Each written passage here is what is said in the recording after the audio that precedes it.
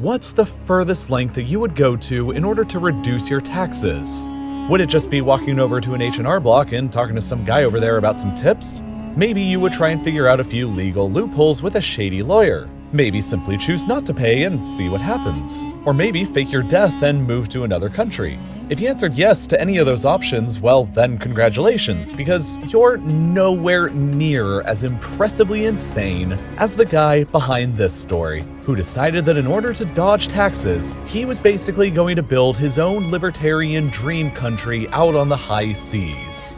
And by country, I mean the biggest boat that has ever been imagined in all of human history, and one of the most audacious mega projects ever proposed. Dubbed the Freedom Ship, it was designed to be over 1,370 meters long by nearly 230 meters wide and 106 meters tall. Now, to put those wacky numbers into a bit more perspective, think about it a bit like this. Here is a map of the National Mall in Washington, D.C. Starting at the steps of the U.S. Capitol, the Freedom Ship would stretch out nearly half of the distance to the Lincoln Memorial, and it would take you about 12 minutes to walk across it. Then, if you knocked over the Space Needle in Seattle and put it sideways, the Freedom Ship would still be wider. And then, if you put the Statue of Liberty right next to it, the Freedom Ship would still stand taller. The Freedom Ship is the largest ship that humanity has ever seriously designed, and if it was ever built, this is how much bigger it would be than several of humanity's already biggest existing ships. The sheer physical space that the thing takes up is impressive enough. But wait until you hear about the size of the cargo it can hold on board. With its incredible girth, the ship is estimated to have a carrying capacity of 100,000 people, 40,000 of whom would be permanent residents living full-time aboard, 20,000 more who would be crew members, and with more room for up to 30,000 daily visitors and 10,000 overnight guests. To put that into perspective, the ship's permanent population of residents and crew members would be higher than the world's 7 smallest countries. More people would be living on this boat than on Greenland, the world's biggest island. But the weirdest thing about the Freedom Ship isn't the ridiculous size of it or the crazy amounts of people who would be on board. It's the fact that the ship's primary objective for existing was to enable everyone on board to dodge all of their taxes in the most creative way possible. The Freedom Ship was intended to continuously travel along this route at all times, never staying in a single place for too long in order to ensure that all of the residents on board wouldn't be classified as a resident of any single country. Retirees, remote workers, trust fund babies, and CEOs could all theoretically renounce any citizenship they had, buy a condo on the ship, and travel the world continuously on the high seas without having to pay any taxes to anyone ever again. The ship would sail along this route continuously and slowly every 3 years and stop at 538 destinations across 135 countries over that whole time. So life probably wouldn't ever be too boring. The whole project was the brainchild of the eccentric engineer Norman L. Nixon. Back in the 1980s, he was a part of a team of engineers who were looking into building a brand new city on the 50-square-kilometer uninhabited island of East Caicos here just south of the Bahamas. The plan was to basically transform this small, uninhabited island into an economic tax haven for the rich and transform it into something more like a Caribbean island version of Hong Kong. But after a bit of political turmoil, the project ended up getting canceled. But Nixon wasn't ready to quit on his wild city-building dreams. Initially, he and his team searched for alternative natural or man-made islands to build their dream on, but when nothing suitable could be found, one of the original project backers suggested that they just build their own island instead. Nixon thought, better yet, what if they just built their own private tax-free island that could also move? And so, the insanity of the Freedom Ship was born. Life on the ship would be designed to be as normal as possible, but there would be some distinct differences. Even though the primary draw for people potentially considering moving onto the ship would be the avoidance of any government taxes, the Freedom Ship would still have a form of their own taxes in the shape of basically HOA or condo fees. Residents would have to pay a certain level of fees every month in order to provide for the general maintenance and upkeep of the ship's functions, along with the salaries of the ship's 20,000 crew members.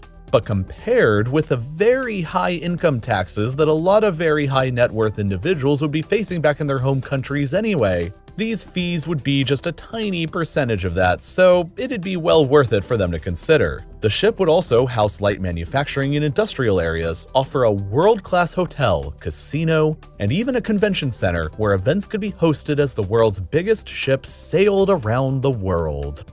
But since the ship would be such a behemoth, there's a lot of places that it just simply wouldn't ever be able to fit into. For a topical example, the Suez Canal.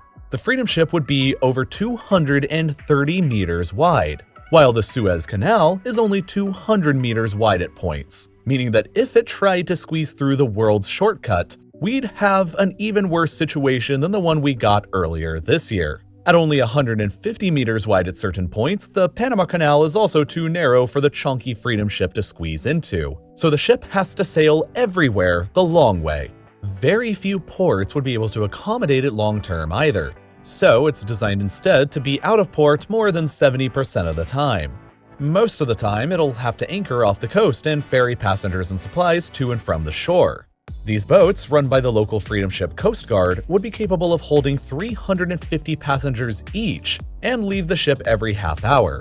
The ferries would be stored in a large marina on the backside of the ship, but if anyone got sick of being on ships all the time, they could always just fly to and from the Freedom Ship because on the top deck, there would also be a 2-lane runway airport that would be capable of accommodating small private turboprop aircraft that can carry around 35 to 40 passengers each. This would let residents and guests visit the nearby shoreline and cities as the ship sails along, as well as bring new guests on board for short-term stays. And of course, let's not forget the onboard subway system that would span the entire length of the ship as well, allowing residents and guests to zip to anywhere they may need to go in just mere minutes. You know, if 12 minutes is just too long for you to walk for.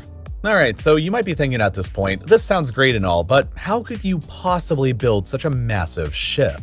The engineering approach for her construction will, of course, be much different from today's ocean-going vessels. While most modern ships are constructed around what's known as a keel, which is like the main structural backbone of the ship, the Freedom Ship won't.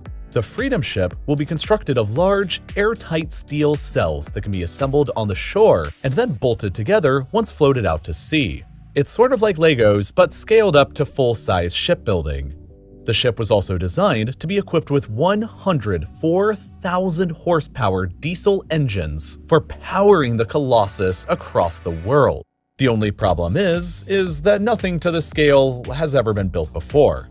Yeah, it's technically feasible to do it and build it, but the question is, would it really be worth it? Norman Nixon passed away some time ago, and the Freedom Ship project has been trapped in development hell ever since it was first proposed back in the 1990s, largely over how ludicrously expensive it would be and a lack of interest or trust from would-be investors. The estimated price tag, you ask? A cool $10 billion, and that's just to get the thing out to sea, not factoring in operating, maintenance, or crew costs to keep it there. $10 billion, for reference, is about 2.5 times the cost it took to construct the Freedom Tower in New York City, the tallest skyscraper in the Western Hemisphere.